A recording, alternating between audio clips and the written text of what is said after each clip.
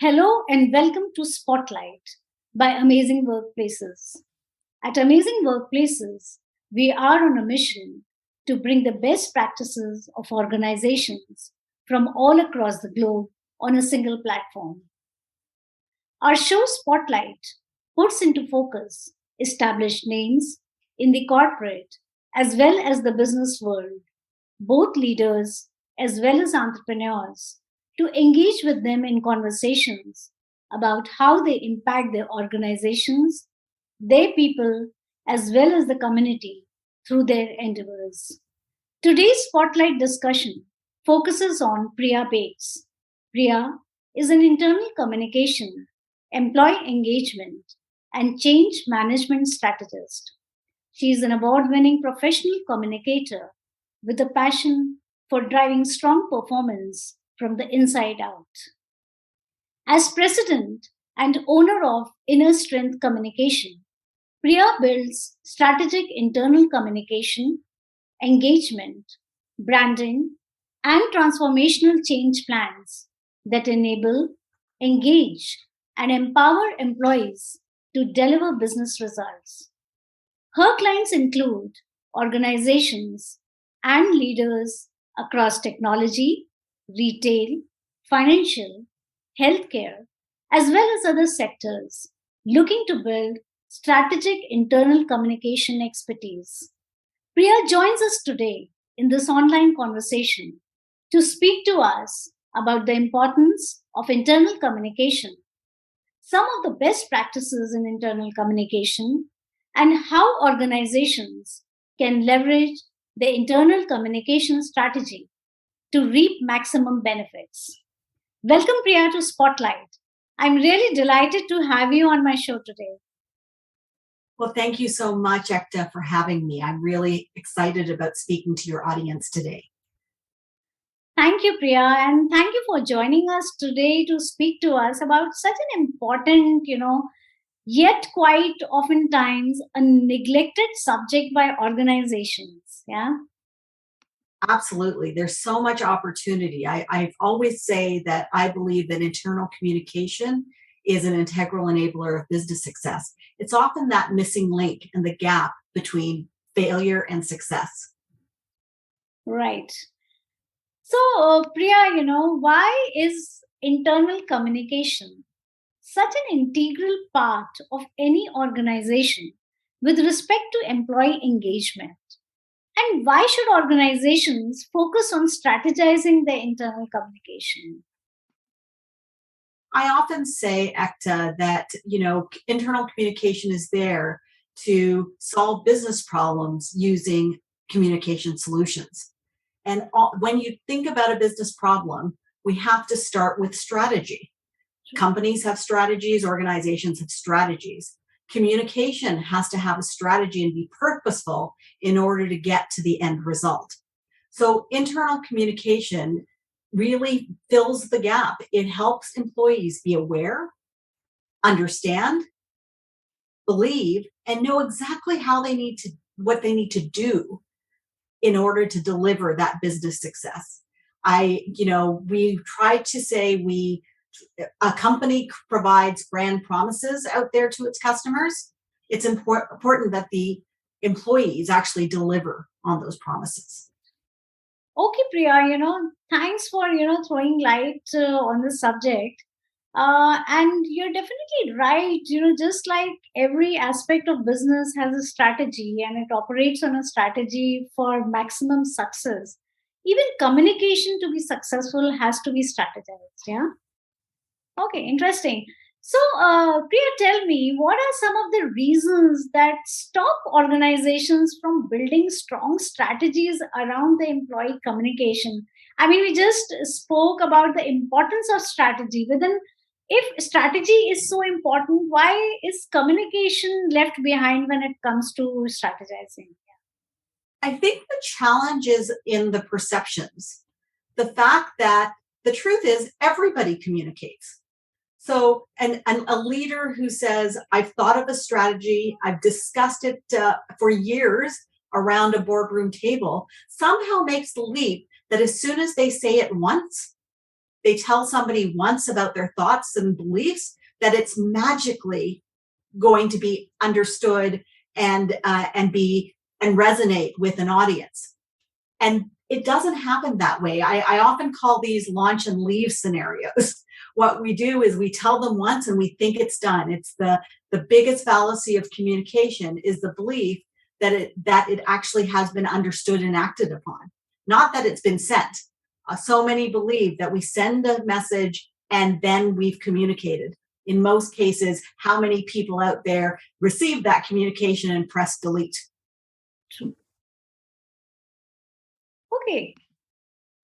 So basically, you're trying to say that people don't realize the importance of it.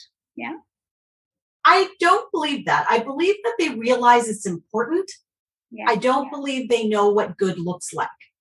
So when they say, I need to communicate, when I see a new client or organizations I've worked with, and sometimes communication professionals, what they're doing is somebody comes to them and says, I need the memo. Yeah. I need the video. I need the delivery, the stuff to be delivered. But nobody asks why. And nobody connects that to what's the business strategy? What are the values? What are the things we're trying to communicate from a brand and reputation perspective that all become a part of the way we not only act, but we also say things so words and actions both matter.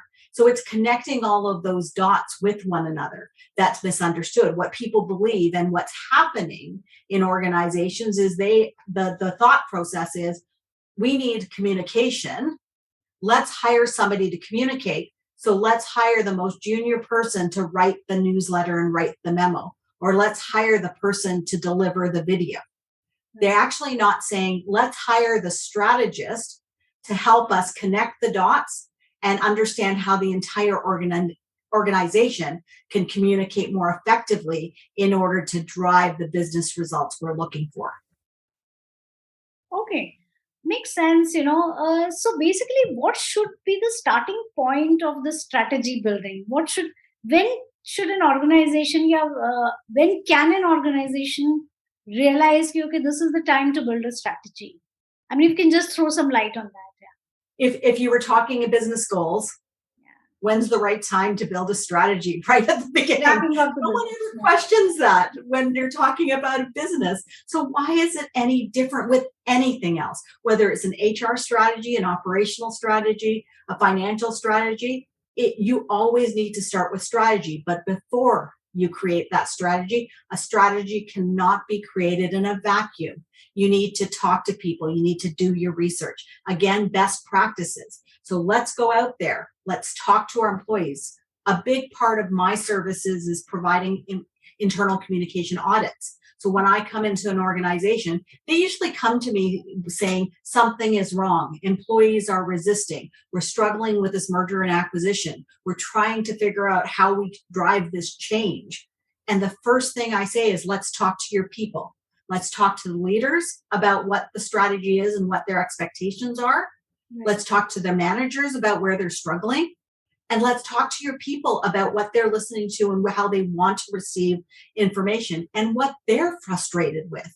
And when we find that information out through the research, then we create a recommended strategy for the organization based on listening to all of those needs. Okay. Can you throw some light on some of the ways in which organizations can reap maximum benefits from the internal communication? One of the real opportunities is understanding stakeholders. So many organizations, again, they ask for the memo, they ask for the stuff without understanding why, but then they tell you to tell everyone the same thing. So it's this one size fits all approach to communication. And that approach is actually hurting us because it's creating so much noise, just like in our personal lives, when we see all of those messages come our way and we have to choose which one we want to listen to, we have to turn all of the rest of it off.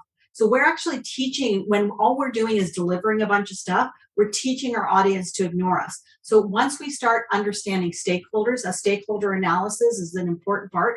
What are those key personas in the organization? What information do they need to deliver their job or understand for their own personal success and safety?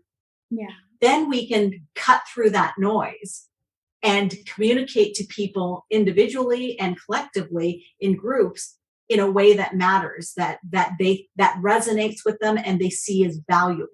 So that stakeholder analysis is a key part. The second piece is the channels. What channels do they need to use, and that may be different based on their generation. Some people like seeing it on email, others prefer messaging apps. We're really seeing a bit of a variety, a lot of the tools providing you with a variety that will meet the needs of those various generations. And then the most important from a strategy perspective really is, what are your goals? What are the business goals? And what are the communication objectives that are going to get you there? So starting with, what does success look like for the organization, will help you cut out all of the noise that doesn't matter. Okay, Priya. So thank you so much for sharing the benefits and the ways in which organizations can benefit from the internal communications strategy. Now, coming to some of the best practices in internal communication. Now, a professional like you who has been in this field for so many years, I'm sure you're the best person to help our audience with some of the best practices that organizations must follow in designing the internal communication strategy. So let's listen it from you. So one of the most important internal communication practices that we can't forget is that really this is a people strategy. A lot of your audience is in human resources. Our focus is on people. Well, there's people that need to get information, and there's people who are delivering that information. And those are our CEOs and our managers. So don't forget, in all this world of technology, the importance of that connection with those individuals and creating their identities and personas and their connections with people based on who they are. Throughout the pandemic, we heard a lot of conversations about leaders showing vulnerability, being more real, being more honest, being more trustworthy, because they were being empathetic as well. And if those organizations that remembered that the leaders needed to lead, especially when we were apart, probably fared a lot better than those who just simply relied on their technology to communicate messages randomly through organizations. I think the second piece is really looking at some of the new technologies that are out there. I started my career in tech, so I understand technology a bit better, but I am a communication professional. I'm definitely not a techie. But what I appreciate is some of the new tools now really help us target messages so that people get the right information at the right time, to themselves, that is relevant to them. And that's really important because that, again, cuts through that noise. We also think that what we need to do is measure results. So I talk about internal communication, and for that matter, human resources connects really nicely to this, is that we need to think about the business results that matter to our organizations in order to create value. So I talk about connecting what we do to retention, recruitment, risk, reputation, and results. And having a real conversation with your leaders about, what is the risk if we say nothing to our employees? What mistakes are they going to make? What are they going to do that because we never told them that these were the expectations in the first place? How do we help them focus? So I think that not communicating proactively and strategically to an organization is a risk that keeps us from actually delivering those results at the end of the day. Right. So if we have to just sum up, on fingertips, the best practices. So what we need to remember is that we need to focus on people, those who are getting the information and those who are delivering. We need to look at the channels and the technology so that we can get the right information at the right time to the right people. And finally, we need to think about how we connect communication to those things that matter to the business ultimately. And that's things like recruitment and retention and risk and reputation and results. Okay. Thank you, Priya. Thank you so much. So, coming to our last question, what we've all seen so many changes during the pandemic. I think it's been an over communicated thing on social media, on internet, and everywhere you see about all the changes that workplaces are experiencing during the pandemic, or ever since the pandemic started. So now, even in internal communication, there have been a lot of changes, or we can say there have been demands from employees about how organizations should communicate. Yeah, some organizations have been communicating properly, and some obviously had to learn through the hard way, and some are still still at the very initial phases, and they're still learning where to communicate, right? So in such a scenario, what according to you are the trends, yeah, for 2022, which internal communication sees ahead of it? Yeah. I'm not exactly sure what you're seeing in India, Ekta, but in the conversations I'm having with communication and organizations in North America and a little bit in Europe as well, Yeah. it's that there's a big focus for HR and communication and organizations on mental wellness, health and well-being of the employee. I think that there is a big focus on, I think we're going to start seeing focus on boundaries. So we're seeing a lot of employees who are at home that are having trouble with work-life balance. We thought that was the case when they were just in the office, but the truth is they're not creating the guardrails about when do they start working and when they stop working. And I've actually had organizations where I've done interviews with managers who say they are afraid that there's going to be less productivity once they come back to the office. People are burning out. People are burning out. And their solution right now to burnout is to leave their companies. So now we're seeing the great resignation and the war on talent, all of those conversations going on globally. We need to make sure we communicate expectations very clearly to our employees. We need to explain boundaries to our employees. And then we need to identify what success looks like.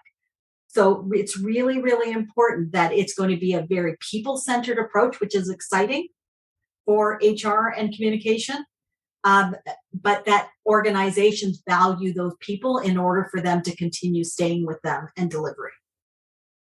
Right. Okay. Thank you, Priya. I think, this is such a valuable discussion that we had today in the space of internal communication, and how it is so important for organizations, especially at this stage. When people are working from home, there's minimal communication face to face. How important at this hour is for organizations to communicate with the employees, right? And how important it is to build a strategy around your communication, and not just have random communications. And the best part is the kind of benefits that you can reap from having a proper strategy around your internal communication, right? So, thank you so much for bringing to light so many facts, and sharing your thoughts with us, and from the immense experience that you have had. Thank you once again for being on Spotlight. Thank you so much, Priya. Well, thank you, Ekta, for having me today on Amazing Workplaces. I really enjoyed being here. Thank you. Thank you, Priya. Thank you so much once again. Thanks for having me. I enjoyed being here today. Thank you.